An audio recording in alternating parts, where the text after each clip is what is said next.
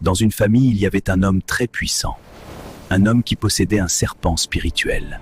Et ce serpent avait le pouvoir d'engloutir les étoiles et la richesse de la famille. Personne ne réussissait dans cette famille. Un serpent qui engloutissait les étoiles, qui avalait les bénédictions, qui mangeait les destinées de toute la famille. Partout où il rentre, on le refuse.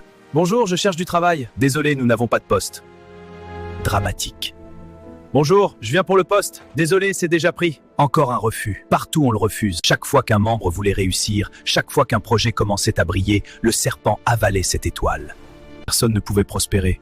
Personne ne pouvait se marier. La famille vivait dans la misère, sans lumière, sans gloire. Aujourd'hui, je suis allé chercher du travail. Même mon grand frère qui m'avait promis de m'aider m'a finalement chassé. Qu'est-ce que j'ai fait pour mériter ça? Mon enfant, ne pleure pas. Si une porte se ferme, Dieu en ouvrira une meilleure. Mais dans cette famille, il y avait un homme. Un homme qui priait. Un homme qui priait, un homme qui jeûnait, un homme qui avait refusé d'abandonner Dieu. Dieu lui dit, entre dans un programme de 7 jours de jeûne et prière. Le 7e jour, alors qu'il priait avec puissance, il y a un autel du serpent dans ta famille. Un autel qui bloque les étoiles, qui vole les destinées, qui détruit les réussites. Renverse cet autel et ta famille sera libérée.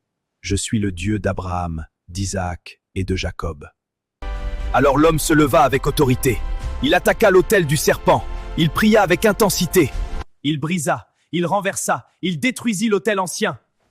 Soudain le feu tomba sur l'autel. L'emprise fut détruite, la famille fut libérée. Aujourd'hui, je déclare sur ta vie, tout autel élevé pour éteindre ta destinée est renversé maintenant.